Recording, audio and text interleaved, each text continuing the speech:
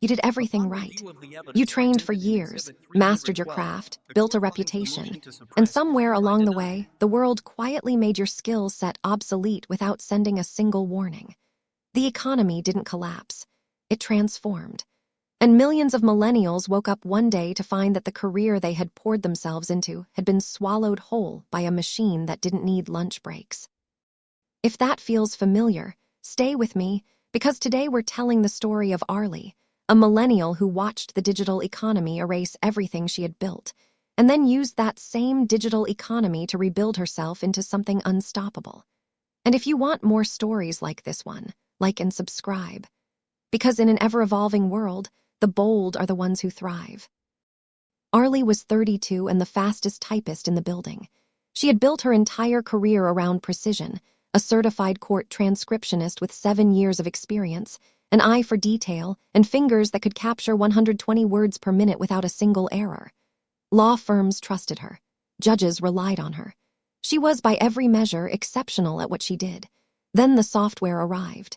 Not dramatically, not all at once.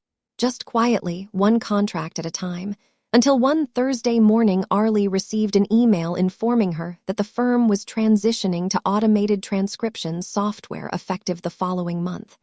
They thanked her for her years of service. There was a gift card attached.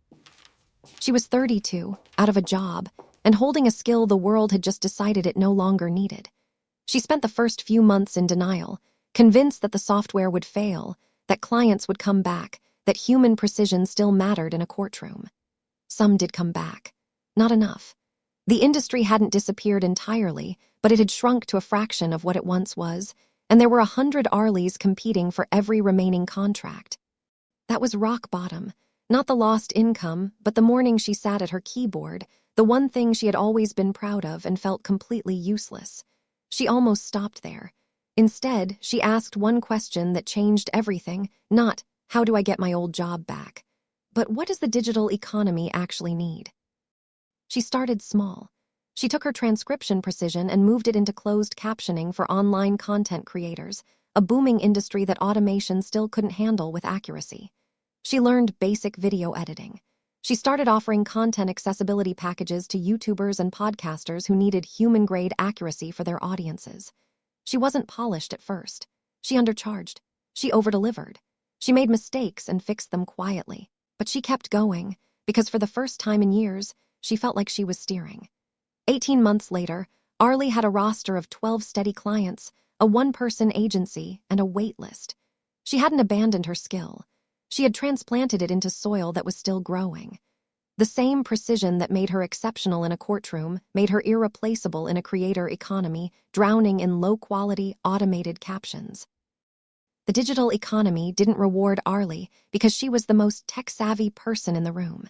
It rewarded her because she was bold enough to walk into a new room and offer something real. The transition to a digital economy didn't come to punish millennials. It came to separate those who waited for the old world to return from those who decided to plant themselves firmly in the new one. The tools are accessible. The platforms are open. The opportunities are sitting in plain sight, waiting for someone with enough courage to stop mourning what was and start building what could be. Arlie lost a career. She gained a life she actually owns.